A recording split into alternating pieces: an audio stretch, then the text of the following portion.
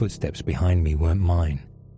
I knew this because I'd stopped running 3 seconds ago, pressed against the cold concrete wall of an apartment building, lungs burning like I'd swallowed glass. But the sound kept coming.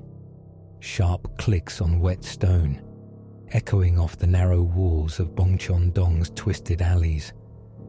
My breath came out in white puffs that disappeared into the fog rolling down from the hillside. The street lamp above me buzzed and flickered, casting my shadow long and thin across the cracked pavement. I counted the footsteps.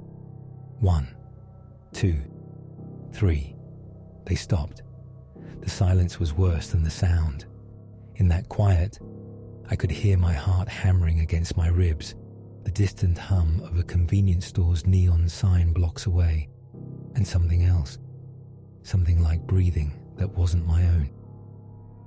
I pressed my back harder against the wall, feeling the rough texture of the concrete through my jacket.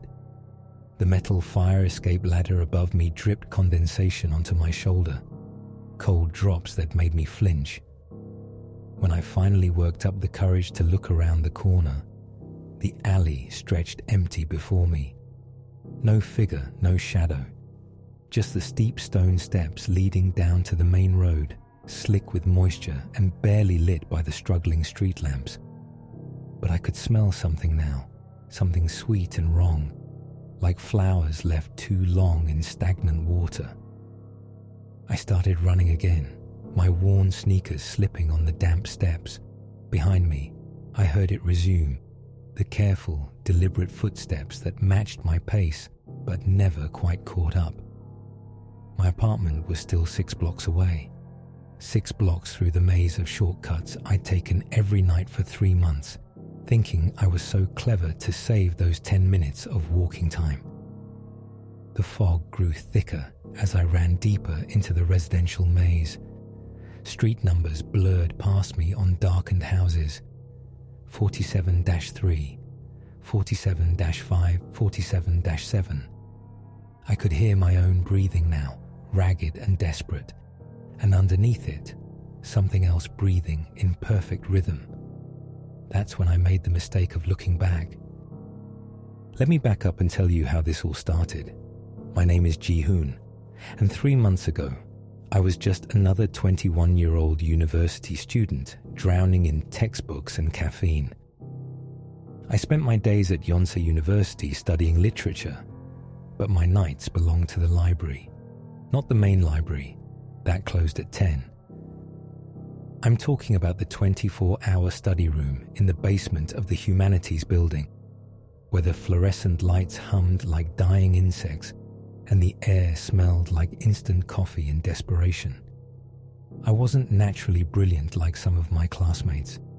I had to work twice as hard to keep up with the reading load, especially the classical Korean texts that made my eyes water after staring at them for hours.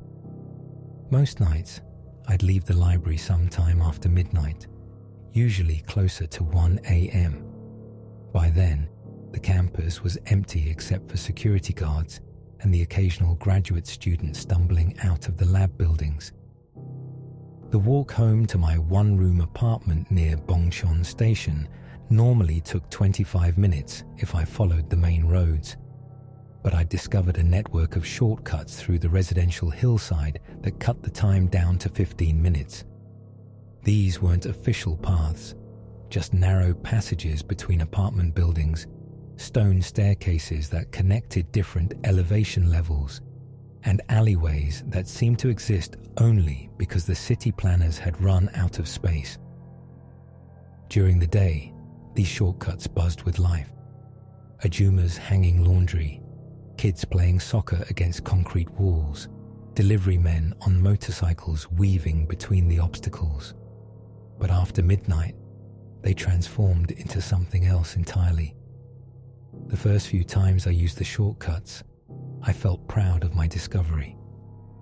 While other students trudged along the well-lit main streets, I slipped through the residential maze like I had insider knowledge of the city.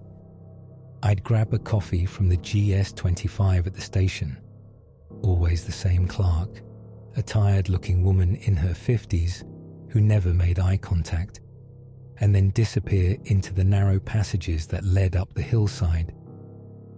My routine was simple and comforting. Exit the convenience store, cross the small plaza where the PC Bang's neon sign cast everything in blue light, then duck into the first alley beside the old pharmacy. From there, it was a matter of following the stone steps upward, cutting through the parking areas behind apartment complexes, and navigating the maze of similar-looking buildings until I reached my street. The shortcuts saved me time, but more than that, they made me feel clever, like I was gaming the city somehow. I began to know every crack in the pavement, every loose handrail on the metal staircases, every apartment window that still had lights on at 1 a.m. There was the building where someone always left their television on. I could hear the muffled sound of late-night dramas as I passed. The house with the old dog that barked once, just once, whenever anyone walked by. The apartment with the grandmother who sometimes sat on her balcony, even in the cold, smoking cigarettes and staring down at the alley. I felt like I owned these paths. The other students in my literature program often complained about the long commute home from late library sessions. During lunch breaks, I'd overhear them at the cafeteria tables, laughing about how they'd fallen asleep on the subway or missed their last bus. "You're lucky you live so close," my classmate Hayan said once, stirring his instant ramen with a plastic fork. "I have to take 2 buses to get home. By the time I'm walking to my door, it's nearly 2 a.m. I never told them about my shortcuts. Something made me want to keep that knowledge to myself. Maybe I should have shared. Maybe if I'd stuck to the main roads, walking under the bright street lights with the occasional taxi passing by, none of this would have happened. But I was so proud of my efficient little route through the sleeping residential maze. 10 minutes might not seem like much, but when you're exhausted from hours of studying and all you want is your bed, 10 minutes feels like a gift. I had no idea what I was walking into. The first strange thing happened on a Tuesday night in late October. I'd been using the shortcuts for about 6 weeks by then, and the routine had become automatic. Coffee from GS25, past the PC Bang, up the stone steps beside the pharmacy. The weather had started to turn cold, and a light fog often settled in the low areas between buildings. I'd grown used to the way sound carried differently in the narrow passages, how my footsteps echoed off the concrete walls, how voices from apartment windows seemed to come from everywhere and nowhere at once. That Tuesday, I was making my usual trek up the steepest section of stone steps, the ones that led past the back of a small apartment complex. The handrail was cold enough to sting my palm, and I could see my breath in small puffs. Halfway up the steps, I heard crying, not loud sobbing, just quiet weeping that seemed to drift down from somewhere above me.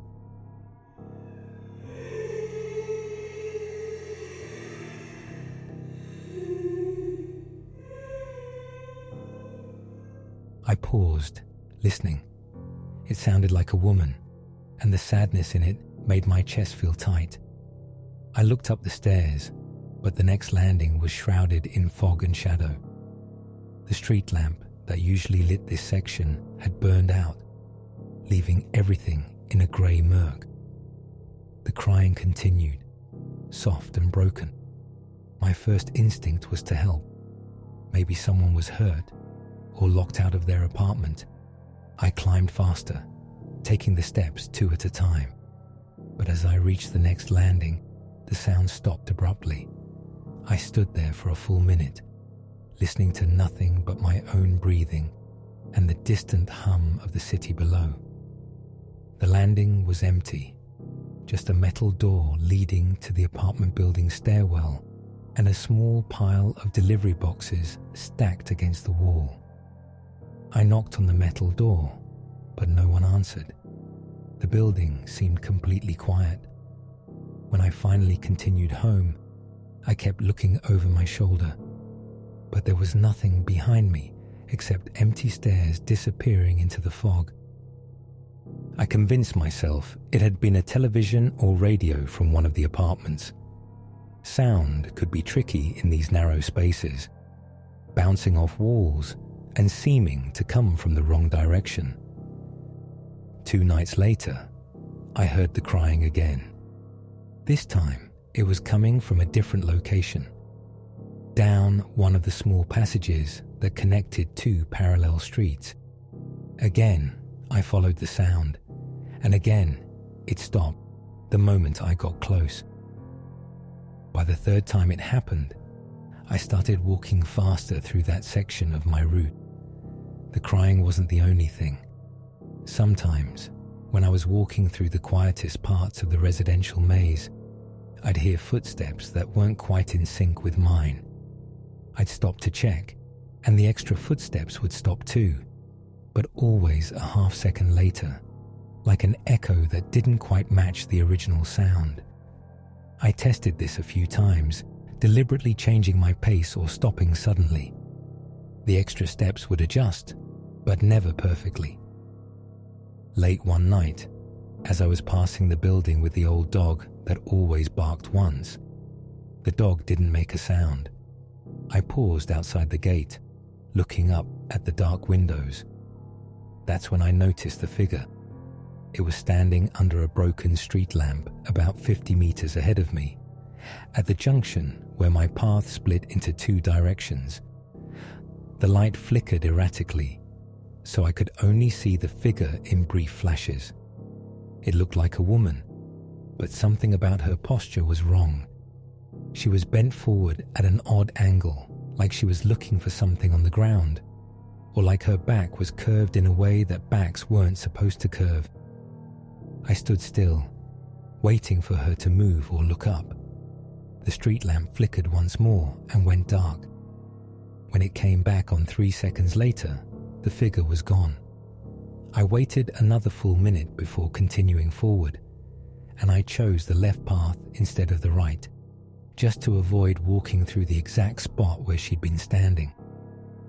My hands were shaking as I unlocked my apartment door that night, but in the morning, with coffee and sunlight, and the normal sounds of the city waking up, it all seemed like the product of an overactive imagination mixed with too much caffeine and too little sleep.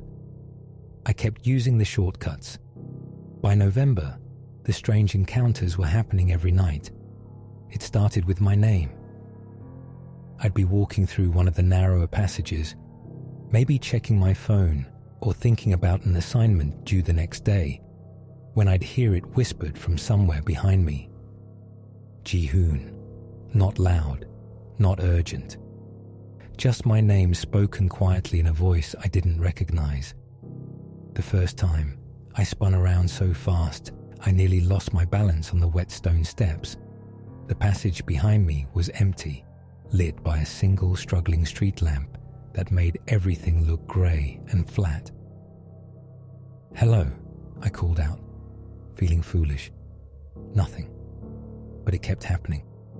Every night somewhere along my route, I'd hear that whisper. Ji-hoon.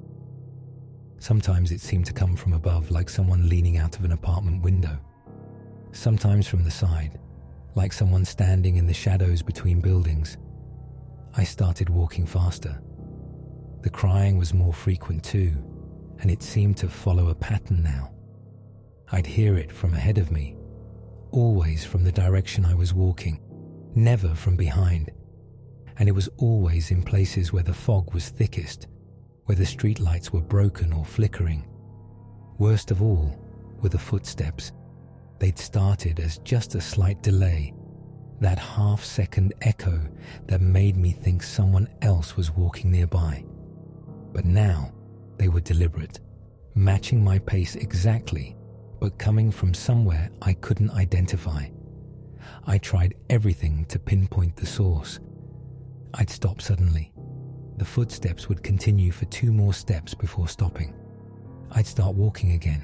They'd resume, but not immediately. There was always that slight delay, like someone was copying my movements but couldn't quite keep up. One night, I decided to test it properly. I was halfway through my route, walking down the long alley that ran between 2 apartment complexes. The footsteps had been following me for about 5 minutes, and I was getting fed up with the whole thing. I stopped and counted to 10. The footsteps stopped too, but I could hear them. 2 additional steps, then silence. I started walking again, deliberately changing my pace every few seconds. Fast, slow, fast again. The footsteps adapted, but always with that slight delay. Then I tried something different. I started walking backward. The footsteps continued forward for a moment, then stopped completely. In the silence that followed, I heard breathing that wasn't my own. It was coming from directly in front of me, maybe 3 meters away, right in the middle of the alley where nothing should have been standing. I fumbled for my phone's flashlight, hands shaking so badly I nearly dropped it. The light beam cut through the fog, illuminating the empty alley ahead of me. Wet concrete, a few scattered leaves, the dark windows of the apartment buildings on either side. But I could still hear the breathing, slow, deliberate breaths that seemed to be getting closer. I started backing away, keeping the flashlight pointed ahead of me. The beam wavered as my hand shook, casting moving shadows on the walls. That's when I saw it. My own shadow stretching behind me was normal, but there was another shadow beside it. A second shadow that was longer, thinner, and moved independently of the light source. I turned off the flashlight and ran. I ran harder than I'd ever run before, my sneakers slipping on the wet pavement, my backpack bouncing against my spine. Behind me, I could hear those careful, measured footsteps keeping pace no matter how fast I moved. I didn't stop running until I reached the bright lights of the main street, where late-night convenience stores and 24-hour restaurants made everything feel normal again. That night, I took the long way home, but the next night, I was back to using the shortcuts. I told myself it was just to save time. The chase began on the night I saw her face. I'd been trying to convince myself for weeks that everything had logical explanations. The whispers were wind through the apartment buildings. The footsteps were echoes. The crying was someone's television turned up too loud. But when I saw her crouched at the bottom of the stone staircase, I knew I'd been lying to myself. She was in the exact same position as that first night weeks ago, bent forward at an impossible angle, like her spine had been snapped and reassembled wrong. Her black hair hung down, covering her face completely, touching the wet pavement. This time, the street lamp wasn't flickering. The light was steady and bright, and I could see every detail with horrible clarity. She wore what might have been a white dress once, but it was stained and torn. Her arms were too long, hanging at her sides like broken branches. Her fingers touched the ground even though she was crouched, not kneeling. I stood at the top of the stairs, maybe 20 steps above her, frozen in place. That's when she looked up. I can't describe what I saw properly. It wasn't a face so much as the idea of a face, like someone had taken a photograph and stretched it beyond recognition. Her mouth was too wide, extending almost to where her ears should have been. Her eyes were black holes that seemed to pull light into them. And she smiled. I ran. I turned and ran back the way I'd come, my feet pounding on the concrete. Behind me, I heard a sound like wet cloth dragging across stone, getting closer with every second. The shortcuts that had felt like my private domain now became a maze of terror. Every turn could lead to a dead end. Every shadow could be hiding something. Every flickering street lamp could go out just when I needed it most. I took the first right turn, sprinting down a narrow passage between two buildings. My lungs burned, and I could taste metal in my mouth. The sound behind me changed. Now it was more like fingernails scraping against concrete, accompanied by a wet sliding noise. When I glanced over my shoulder, she was there, not running, sliding across the ground like she was being pulled by invisible strings. Her broken posture meant she moved in a way that hurt to look at, sometimes upright, sometimes bent at angles that should have been impossible. But she was fast, impossibly fast. I cut left, then right again, trying to use my knowledge of the shortcuts to lose her. Up another flight of stone steps, through the small plaza behind the pharmacy, down the alley that ran alongside the old apartment building. My phone bounced in my pocket, and I realized I could call for help. But who would I call? The police? What would I say? The scraping sound was getting closer. I risked another look back and immediately regretted it. She was less than 10 meters behind me now, and I could see more details I didn't want to see. The way her dress clung to a body that was the wrong shape. The way her two long arms moved independently, like they belonged to different people. The way her head turned to follow my movements while the rest of her body faced forward. I pushed myself harder, taking the steps 3 at a time, using the handrails to swing around corners faster. My apartment was still blocks away, but there was a main street just ahead. Bright lights, maybe people, definitely traffic. The fog was thicker here, rolling down from the hillside like a living thing. It muffled sound and made the streetlights look like blurry stars. But I knew these paths. I knew that after the next turn, there would be one more flight of steps, then the passage that led to the main road. I could hear traffic now, the distant sound of cars and motorcycles, the electronic chimes from a convenience store. Normal sounds, safe sounds, just a little further. I rounded the final corner and saw the steps leading down to the main street. Bright neon signs reflected off the wet pavement below. I could see people walking past, late-night workers heading home, students like me making their way through the city. Almost there. I started down the steps, taking them as fast as I dared on the slippery stone. That's when the scraping sound stopped. I slowed to a stop about halfway down the stairs, breathing so hard my chest felt like it might explode. The silence was complete now. No scraping, no footsteps, no wet sliding sounds. Just my own ragged breathing and the distant noise of traffic from the street below. I stood there for a full minute, listening. When nothing happened, I let out a shaky laugh that echoed off the concrete walls.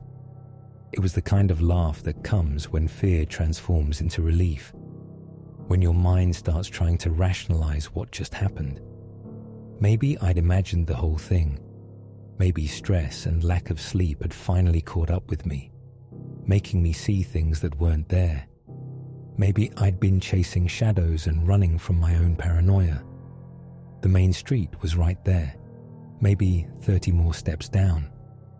I could see the neon sign of a 24-hour restaurant, the bright fluorescent glow of a convenience store. Normal, safe, rational places where normal, safe, rational people went about their lives. I started walking again, slower now, trying to control my breathing. My legs felt weak, and sweat had soaked through my shirt despite the cold night air. I could smell the city smells now. Car exhaust, cooking food, the ozone scent that meant rain was coming. Just 20 more steps, 15, 10. I was almost at street level when I felt the hand on my shoulder. It was cold. Not just cool like the night air, but cold like something that had been sitting in a freezer. The fingers were too long, and they pressed against my jacket with a grip that felt like it could crush bone. I tried to turn around, but the hand held me in place. Then I felt it moving, sliding up from my shoulder to the back of my neck. The fingers were so cold they burned, and they left trails of numbness as they moved across my skin. I opened my mouth to scream, but no sound came out. The hand was at my throat now, the thumb on one side of my neck, the fingers on the other. The grip was gentle at first, almost careful, like someone checking my pulse. I could hear breathing right behind me, the same slow, deliberate breathing I'd been hearing for weeks. But now, it was close enough that I could feel it on the back of my neck, cold and damp like air from an underground cave. I tried to move, to run, to do anything, but my body wouldn't respond. The cold from those fingers was spreading through me, making my muscles heavy and useless. The grip on my neck tightened. I could feel each individual finger now, pressing against my windpipe with increasing pressure. The cold was spreading up into my head, making my thoughts sluggish and strange. Through the growing darkness at the edges of my vision, I could see the bright street below, people walking past, completely unaware of what was happening on the stairs above them. A taxi drove by, its headlights sweeping across the wet pavement. So close to safety, so close to normal life. The grip tightened more. I tried one last time to scream, to call for help, to make any sound at all. But the cold had reached my lungs now, and I couldn't draw breath. The last thing I remember was feeling those two long fingers adjust their position on my neck, finding the exact spot they needed. Then I heard the sound, sharp and final.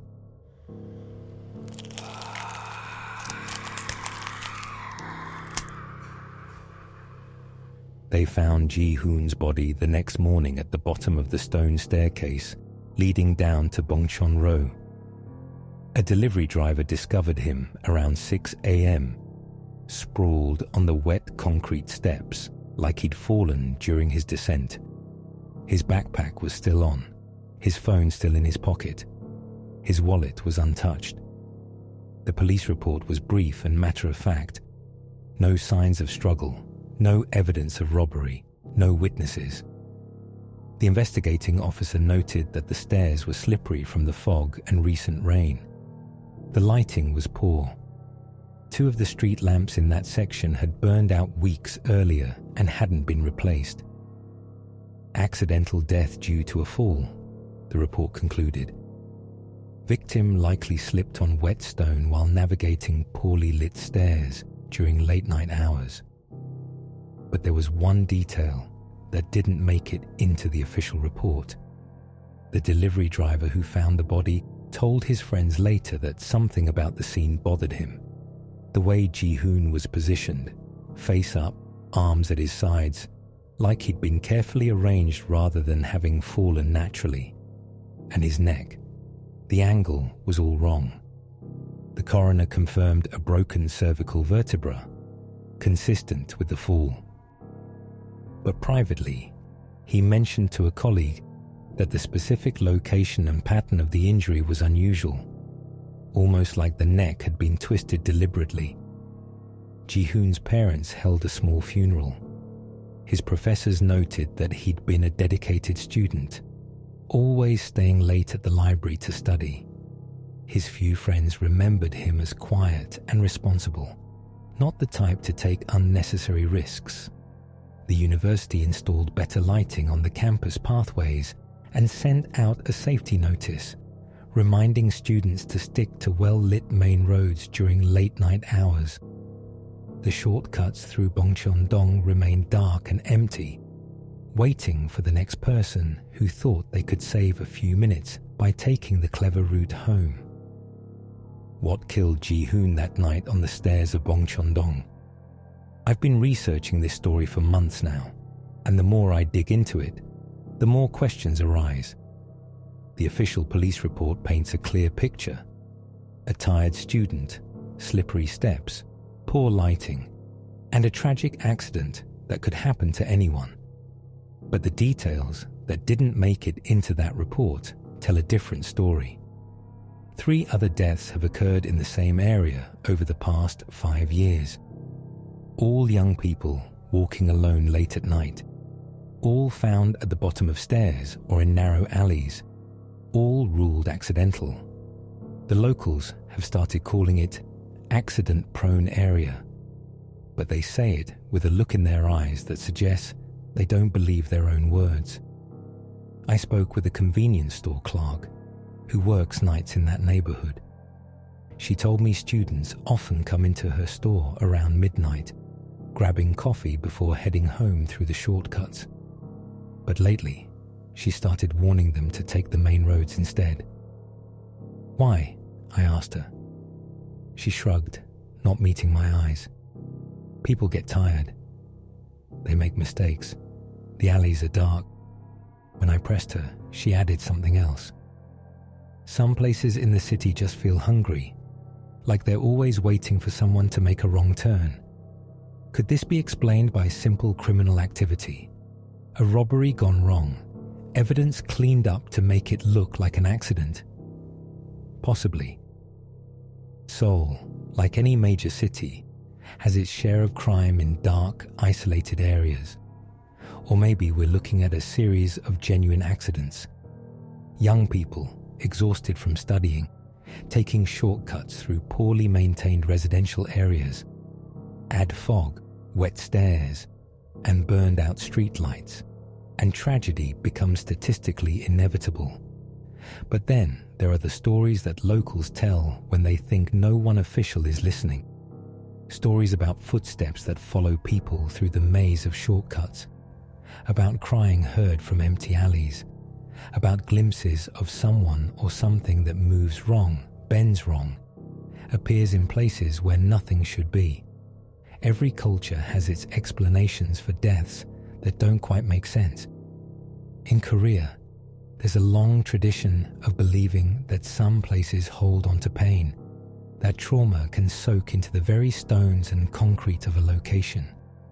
Whether you believe in vengeful spirits or random urban crime or simple accidents, one thing is clear. Those shortcuts through Bongcheon have claimed multiple lives. So I have to ask you, if you were walking home late at night and faced the choice between a well-lit 25-minute walk along main streets or a 15-minute shortcut through dark residential alleys, which would you choose? Would you really risk your life to save 10 minutes? In Korean folklore, there's a concept called han, a deep, persistent feeling of sorrow and resentment that can become so powerful it outlives the person who felt it. This isn't just sadness. Han is described as a spiritual wound that refuses to heal, a pain so profound that it transforms into something else entirely, something that can influence the physical world.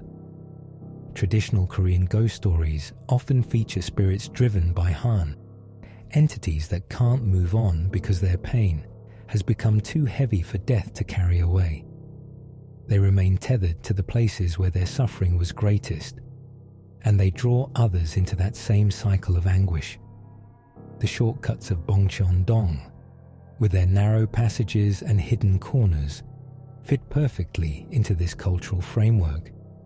These are liminal spaces, neither fully public nor private, neither completely safe nor obviously dangerous. In Korean urban planning, these kinds of shortcuts often develop organically as cities grow. They're useful during the day when foot traffic and natural visibility provide security. But after dark, they transform into something else. Local residents have learned to avoid them. It's the newcomers, students, young workers, people who see the shortcuts as convenient time savers, who end up taking the risks, The grandmother, who sometimes sits on her balcony in the area, told me something interesting. She's lived in the same apartment for 30 years, and she's watched the neighborhood change. Young people today, they're always in such a hurry, she said. They see a faster way, and they take it, without asking why the locals don't use those paths at night. She paused, looking down at the narrow alleys below her balcony. My generation learned to be patient. Sometimes the long way is the long way for a reason. Whether Ji-hoon encountered a vengeful spirit, a human predator, or simply the wrong combination of darkness and slippery stone, his story serves as a reminder that convenience always comes with a cost. The shortcuts through Bongcheon are still there. The broken streetlights have been replaced, but new ones burn out regularly. The stone steps are still slippery when the fog rolls in, and late at night, when the rest of the city sleeps, those narrow passages wait in darkness. So if you ever find yourself in Seoul, walking home late from a library or late-night job, and you see a tempting shortcut through the residential maze, ask yourself this: is saving 10 minutes really worth the risk? If you were in Ji-hoon's position that night, would you have taken the long way home? Or would curiosity and convenience have led you down the same dark path? Good night.